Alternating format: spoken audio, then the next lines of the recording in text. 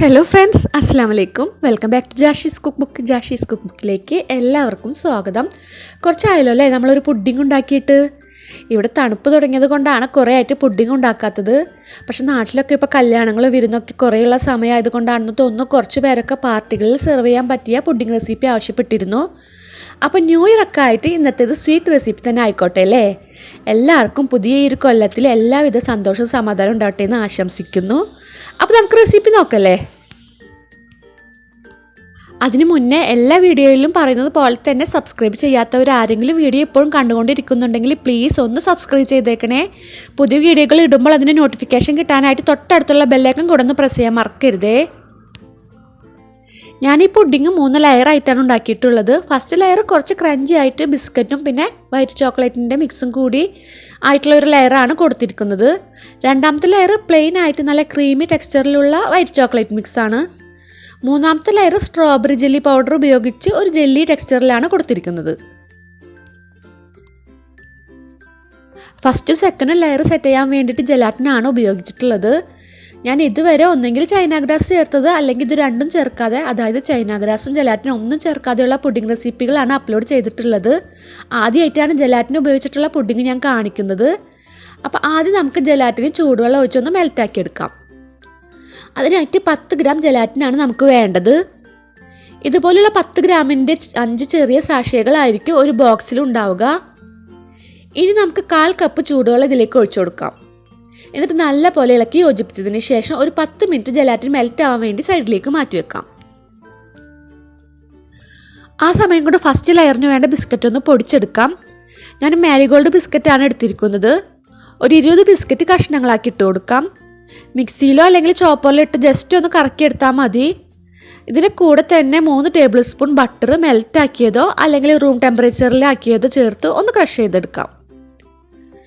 ഇത് നമുക്ക് pudding set ചെയ്യുന്ന ട്രേയിലേക്ക് ഇട്ട് ഒന്ന് ലെവലാക്കി കൊടുക്കണം.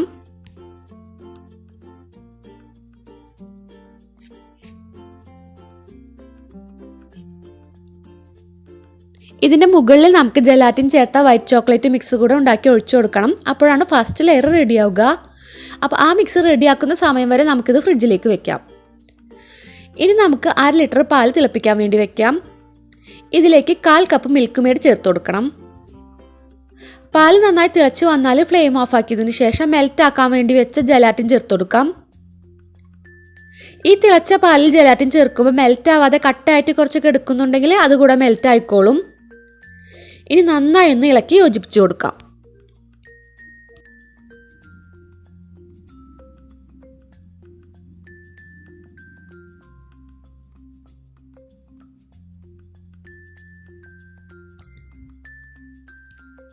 അടുത്തതായിട്ട് വൈറ്റ് ചോക്ലേറ്റ് ഒന്ന് മെൽറ്റ് ആക്കി എടുക്കാം. ഞാൻ കുക്കിംഗ് ചോക്ലേറ്റ് ഒന്നല്ല കേട്ടോ എടുത്തിട്ടുള്ളത്. സാധാരണ നമ്മൾ കഴിക്കാനായി മേടിക്കുന്ന വൈറ്റ് ചോക്ലേറ്റ് ആണിത്. ഇതൊരു പാക്കറ്റ് 100 ഗ്രാമാണുള്ളത്. ഞാൻ ഇങ്ങനത്തെ 2 പാക്കറ്റ് എടുത്തിട്ടുണ്ട്. രണ്ടാമത്തെ പാക്കറ്റിൽ നിന്ന് പകുതി നമുക്ക് ഗാർണിഷിങ്ങിനായിട്ട് മാറ്റി വയ്ക്കാം. നാട്ടിലൊക്കെ എല്ലാ കടയിലും വാങ്ങിക്കാൻ കിട്ടുന്ന മിൽക്കി ബാറില്ലേ, അതായാലും മതി കേട്ടോ. ഞാൻ മൈക്രോവേവ് ഓവനിൽ വെച്ചിട്ടാണ് മെൽറ്റ് ആക്കുന്നത്. ഓവൻ ഇല്ലെങ്കിൽ ഡബിൾ ബോയിൽ ചെയ്തിട്ട് മെൽറ്റാക്കി എടുക്കുക. ഇതാ ഈ മെൽറ്റാക്കിയ ചോക്ലേറ്റിലേക്ക് നമ്മൾ തയ്യാറാക്കി വെച്ചിരിക്കുന്ന പാലിൻ്റെയും ജെലാറ്റിൻ്റെയും മിക്സ് കുറച്ച് കുറച്ചായി ചേർത്ത് നന്നായി ഒന്ന് മിക്സ് ആക്കി എടുക്കാം.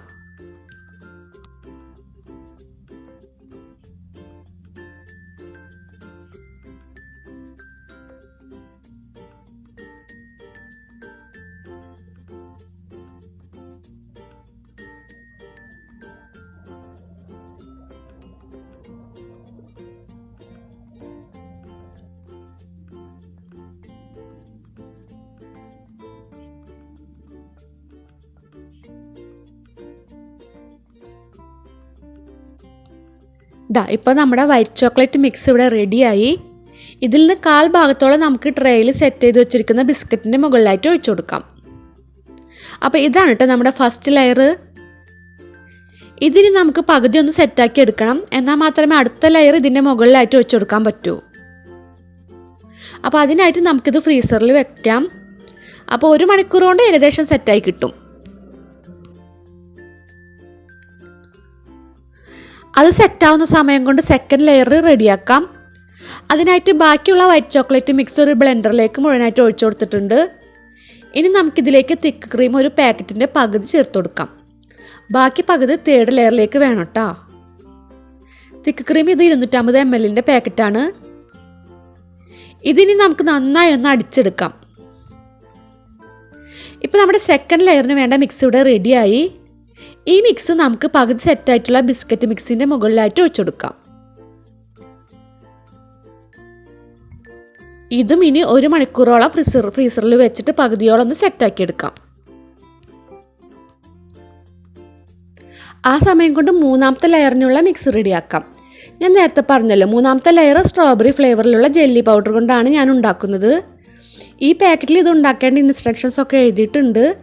ഇതിൽ വെള്ളം ചേർത്തിട്ടാണ് സാധാരണ ഉണ്ടാക്കാറുള്ളത്. പക്ഷെ ഞാൻ അതിന് പകരം പാലും പിന്നെ ക്രീമും ചേർത്ത സ്ട്രോബെറി മിൽക്ക് ജെല്ലിയാണ് ഉണ്ടാക്കുന്നത്. അപ്പോൾ ഈ പൗഡർ നമുക്ക് ബ്ലെൻഡറിലേക്ക് ഇട്ട് കൊടുക്കാം. എന്നിട്ട് 1 കപ്പ് ഇളം ചൂടുള്ള പാലും പിന്നെ ബാക്കി വെച്ച തിക്ക് ക്രീമും ചേർത്ത് നന്നായി ഒന്ന് അടിച്ചെടുക്കാം.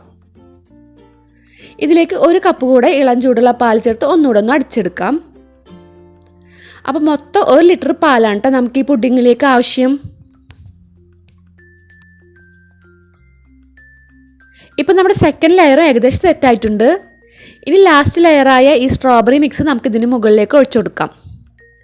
ഇതിലേക്ക് നമ്മൾ സെപ്പറേറ്റ് ജെലാറ്റിനൊന്നും ചേർക്കേണ്ട ആവശ്യമില്ല കേട്ടോ. ഇതിൽ സെറ്റാവാനുള്ള ജെലാറ്റിനെല്ലാം ഓൾറെഡി ഇൻക്ലൂഡഡ് ആണ്. പക്ഷെ ഒരു കാര്യം ശ്രദ്ധിക്കേണ്ടത് എന്താണെന്ന് വെച്ചാൽ ജെല്ലി പൗഡർ നല്ല പോലെ ഡിസോൾവ് ആയൊന്ന് നോക്കണം.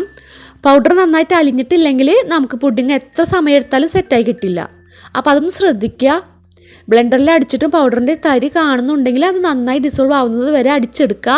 അല്ലെങ്കിൽ ഒന്ന് ചൂടാക്കി എടുത്താലും മതി. അപ്പോൾ പൗഡർ നന്നായി അലിഞ്ഞോളും. ഗാർണിഷിങ്ങിനായിട്ട് വൈറ്റ് ചോക്ലേറ്റ് മുകളിൽ ഇട്ട് കൊടുത്തിട്ടുണ്ട്. ഇത് 2 മണിക്കൂർ കൂടെ ഒന്ന് ഫ്രീസറിൽ വെച്ചെടുത്താൽ നമുക്ക് അടിപൊളി പുഡിങ് ഇവിടെ റെഡിയായി കിട്ടും. ഞാനിത് പെട്ടെന്ന് റെഡിയായി കിട്ടാൻ വേണ്ടിയിട്ടാണ് ഫ്രീസറിൽ വെച്ചത്. നിങ്ങൾക്ക് സമയം ഉണ്ടെങ്കിൽ ഫ്രീസറിൽ വെക്കണമെന്നൊന്നുമില്ല, താഴെ ഫ്രിഡ്ജിൽ വെച്ചാലും മതി. വളരെ ഈസിയാണ് ഇത് ഉണ്ടാക്കാനൊക്കെ. പക്ഷേ ഒരു കുഴപ്പമുള്ളത് 3 ലെയറും കൂടെ സെറ്റായി കിട്ടാൻ കുറച്ച് സമയം എടുക്കുന്നു മാത്രം. പക്ഷെ സെറ്റായി കിട്ടിക്കഴിഞ്ഞാൽ പിന്നെ ഇതിൻ്റെ ടേസ്റ്റ് ഞാൻ പ്രത്യേകം പറയണ്ടല്ലോ അല്ലേ. എന്നാണ് നിങ്ങൾക്ക് പാർട്ടി ഉള്ളത് അല്ലെങ്കിൽ ഈ പുഡിങ് സെർവ് ചെയ്യാൻ ഉദ്ദേശിക്കുന്നത് അതിൻ്റെ തലേദിവസം തന്നെ ഉണ്ടാക്കി വെക്കുക. അപ്പോൾ ഈ പുഡിങ് പാർട്ടിയിലൊക്കെ സെർവ് ചെയ്യുമ്പോൾ നിങ്ങൾക്ക് തീർച്ചയായും ഒരു സ്റ്റാർ ആവാം. അത്ര ടേസ്റ്റാണ് ഇതിന്. അപ്പോൾ എല്ലാവരും ഉണ്ടാക്കി നോക്കിയിട്ട് ഫീഡ്ബാക്ക് അറിയിക്കാൻ മറക്കരുത്. ഈ വീഡിയോ നിങ്ങൾക്ക് ഇഷ്ടപ്പെട്ടെങ്കിൽ ദയവായി ഒന്ന് ലൈക്ക് ചെയ്യുക, അതുപോലെ തന്നെ ഷെയറും ചെയ്യുക. വീഡിയോനെ പറ്റിയുള്ള അഭിപ്രായം കമൻറ്റായി അറിയിക്കുക. അപ്പോൾ ഒരിക്കൽ കൂടെ എല്ലാവർക്കും ഹാപ്പി ന്യൂ ഇയർ. ഇൻഷാ അല്ലാഹ് അടുത്ത ഈസിയും ടേസ്റ്റിയും വെറൈറ്റിയും ആയിട്ടുള്ള റെസിപ്പിയുമായി അടുത്ത വീഡിയോയിലൂടെ കാണുന്നതുവരേക്കും ബായ്. അസ്സലാമു അലൈക്കും.